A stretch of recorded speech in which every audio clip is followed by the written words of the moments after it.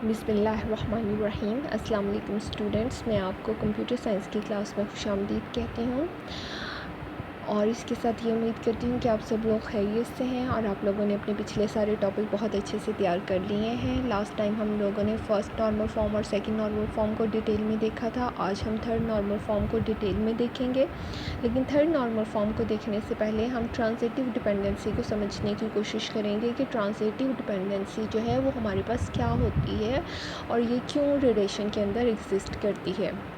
चलिए इसको देखते हैं।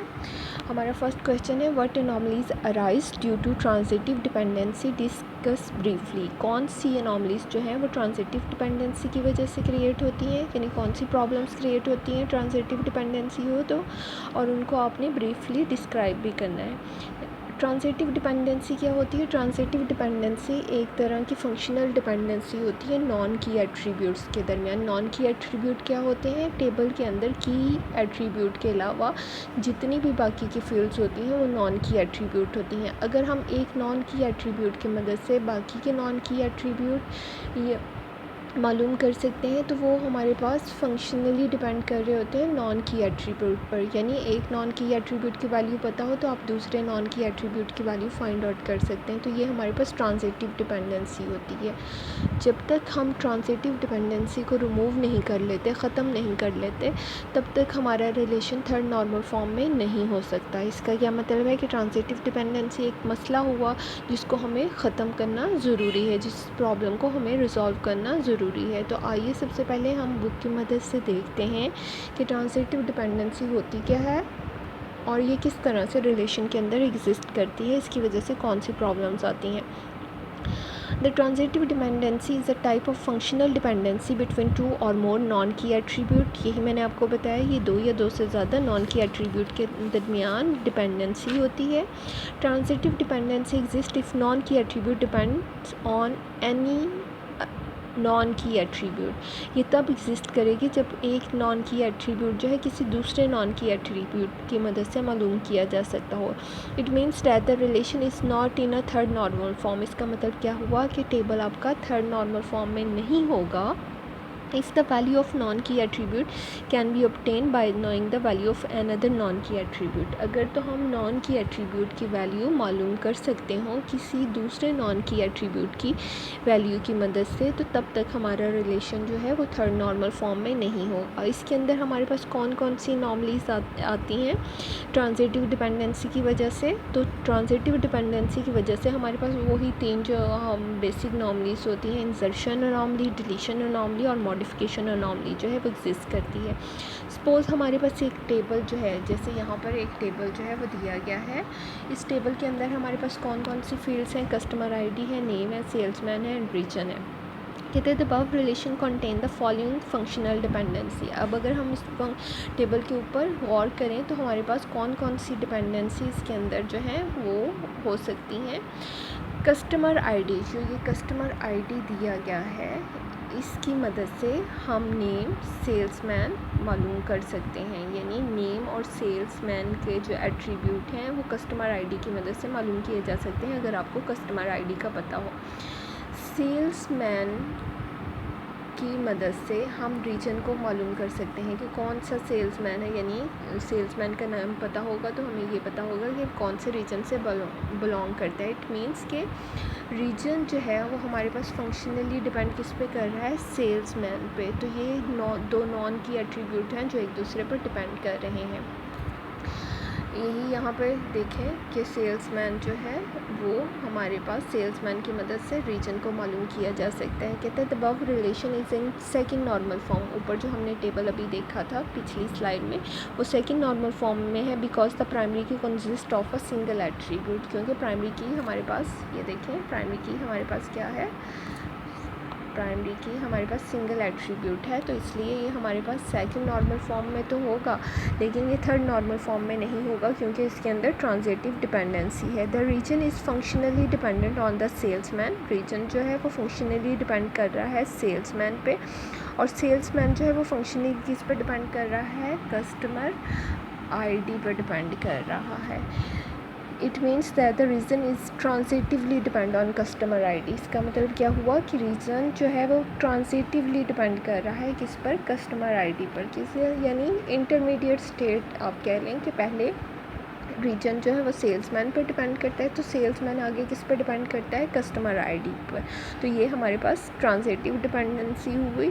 The transitive dependency create the following anomalies. ये वाली अनॉमलीज जो है हमारे पास आती हैं। इंसर्शन अनॉमली कहते थे। Insertion anomaly occurs when a new record is inserted in a relation. ये हमें पता है कि जब भी हम नया रिकॉर्ड ऐड करें और कोई प्रॉब्लम आए तो उसको इंसर्शन अनॉमली कहते हैं। Suppose a new salesman Abid join the company. एक हम नया सेल्समैन जो है आबिद उसको ज्वाइन करवाना चाहते हैं and is assign to the north region, और उसको नॉर्थ रीजन जो है वो देना चाहते हैं। The record of new salesman can not be enter. हम नया रिकॉर्ड जो है ऐड नहीं कर सकते जब तक हमें जो है कस्टमर आईडी पता ना हो, यानी जब तक हमें ये ना पता हो कि इसका कस्टमर आईडी क्या है तब तक हम उसको ज्वाइन नहीं करवा सकते। तो ये हमारे पास प्रॉब्लम है। उसके बाद हमारे पास डिलीशन अनॉमली है। The deletion anomaly occurs when the record is deleted from the relation. जब हम रिलेशन से रिकॉर्ड को डिलीट करेंगे। Suppose the record of the customer ID 40 is to be deleted. हम 40 वाले कस्टमर का रिकॉर्ड डिलीट करना चाहते हैं, तो इसके साथ वो इसका जो है it will also delete the information और delete the information of salesman Khalid. तो खालिद का डेटा जो है वो भी डिलीट हो जाएगा, यानी 40 के ऊपर जो रिकॉर्ड पड़ा हुआ है, 40 के ऊपर जो रिकॉर्ड पड़ा है ये सारा का सारा आपका डिलीट हो जाएगा। तो सारी इन्फॉर्मेशन जो है वो डिलीट हो जाएगी। उसके बाद है modification anomaly. The modification anomaly occurs when the record is updated in a relation. जब हम रिलेशन को अपडेट करना चाहते हैं। Suppose the salesman Ahmad is assign to the east region from a south. Ahmad के पास पहले साउथ रीजन था, अब हम इसे ईस्ट रीजन देना चाहते हैं। It requires to update all the record in which Ahmad appears. कैसे देखें, अहमद यहाँ पर आपके पास ईस्ट रीजन वाला जो ईस्ट रीजन पे अहमद की जो वैल्यू थी वो हम जो है अपडेट करना चाहते हैं। इसको साउथ पे था उसको ईस्ट करना चाहते हैं, तो जहाँ जहाँ अहमद अपीयर होगा वहाँ वहाँ हमें क्या करना पड़ेगा, चेंज करना पड़ेगा। तो ये हमारे पास क्या है, मॉडिफिकेशन अनॉमली होगी। तो ये सारी अनॉमलीज तब रिलेशन के अंदर होती हैं जब वो थर्ड नॉर्मल फॉर्म में नहीं होता। अब हम ये देखते हैं कि थर्ड नॉर्मल फॉर्म में हम रिलेशन को किस तरह से कन्वर्ट कर सकते हैं। A relation is a third normal form if it is in second normal form. सबसे पहली कंडीशन तो ये है कि वो सेकंड नॉर्मल फॉर्म में होगा, तो तभी हम उसको थर्ड नॉर्मल फॉर्म में कन्वर्ट कर सकेंगे। और दूसरी उसके साथ शर्त क्या है, and no transitive dependency exist. और उसके दरम्यान कोई ट्रांजिटिव डिपेंडेंसी जो है वो एग्जिस्ट नहीं होगी। The transitive dependency is a important factor in a normalization. Normalization removes the transitive dependency from a relation in a second normal form. जो रिलेशन हमारे पास जो टेबल सेकंड नॉर्मल फॉर्म में होता है उसके अंदर अगर ट्रांजिटिव डिपेंडेंसी है तो उसको ख़त्म किया जाता है, तब उसको कन्वर्ट कर इसमें कर दिया जाता है थर्ड नॉर्मल फॉर्म में। इसके लिए एक एग्जांपल दी हुई है, वही सेल्स का एक टेबल जो है उसके अंदर एट्रीब्यूट क्या है, customer ID, name, salesman and region. अब हमने ये देख लिया था कि इनके अंदर क्या क्या डिपेंडेंसीज थी, पीछे भी यही एग्जांपल देखी थी। इसमें कस्टमर आईडी के ऊपर हमारे पास नेम और सेल्समैन डिपेंड कर रहे थे, और जो रीजन है वो सेल्समैन पर डिपेंड कर रहा था। इसका क्या मतलब था कि रीजन जो है वो सेल्समैन पर डिपेंड कर रहा है, देन ट्रांजिटिवली वो डिपेंड किस पे कर रहा है, कस्टमर आईडी पर। अब हमने इसको थर्ड नॉर्मल फॉर्म में कन्वर्ट करना है, तो क्या करेंगे, कहते हैं the above relation in a second normal form because the primary key consist of a single attribute and transitive dependency exist. ये वही वाली सारी बात जो पीछे वाले क्वेश्चन में हमने पढ़ी है वही बताई गई है, और उसके बाद वही वाली एनॉमलीज़ को बताया गया है कि ये वाली सारी एनॉमलीज़ जो है हमारे पास एग्जिस्ट करेंगे अगर हमारे पास जो है रिलेशन के अंदर ट्रांजिटिव डिपेंडेंसी होगी। यही सारी चीज़ अभी हमने पीछे डिस्कस की है, तो उसको आपने एज इट इज़ ही करना है। अब अगली बात जिस पे हम मूव करेंगे वो है रिमूविंग द ट्रांजिटिव डिपेंडेंसी की। इस टेबल के अंदर से हम ट्रांजिटिव डिपेंडेंसी को जो है वो किस तरह से रिमूव करेंगे। तो transitive dependency are remove converting a relation from a second normal form to third normal form. जब हम सेकंड नॉर्मल फॉर्म से थर्ड नॉर्मल फॉर्म में जाते हैं तो ट्रांजिटिव डिपेंडेंसी को क्या कर दिया जाता है, ख़त्म कर दिया जाता है। The above anomalies occur due to transitive dependency. ये जो पीछे अनॉमलीज आ रही थी, ये वाली जो अभी हमने डिस्कस की हैं, ये सारी ट्रांजिटिव डिपेंडेंसी की वजह से आ रही थी। अगर हम ट्रांजिटिव डिपेंडेंसी ख़त्म कर देंगे तो ये नॉर्मलीज़ भी ख़त्म हो जाएंगे। इसके लिए हमने क्या करना पड़ेगा, अपने टेबल को 2 हिस्सों में डिवाइड करना पड़ेगा। ये पहले जो एक टेबल था उसको 2 पार्ट में डिवाइड कर दिया गया। सेल्समैन और नेम जो है वो हमारे पर किस पे डिपेंड कर रहे थे, कस्टमर आईडी पे, तो इसका एक टेबल बना दिया गया, टेबल 1। एंड आगे हमें ये पता था कि रीजन जो है वो किस पे डिपेंड कर रहा है, सेल्समैन पे, तो एक टेबल में रीजन और सेल्समैन को ले लिया। तो ये वाली सेल्समैन उसकी क्या बन गई, प्राइमरी की बन गई। अब इसके अंदर इन दोनों टेबल्स के अंदर कोई भी ट्रांजिटिव डिपेंडेंसी नहीं है, यानी कोई भी नॉन की एट्रीब्यूट किसी भी नॉन की एट्रीब्यूट पर डिपेंड नहीं कर रहा।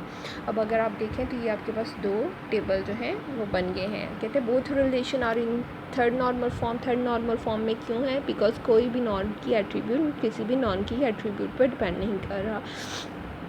Transitive dependency becomes the determinant attribute in the transitive dependency becomes the primary key in the sales region table। इसमें ये जो transitive dependency थी वो ख़त्म कर दी गई और इसको एक अलग से टेबल के अंदर कन्वर्ट कर दिया गया।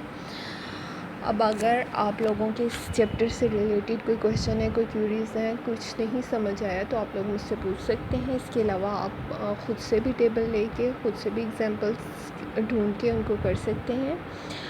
और ये चैप्टर जो है वो आप लोगों का एंड हो गया है। नेक्स्ट लेक्चर के लिए अल्लाह।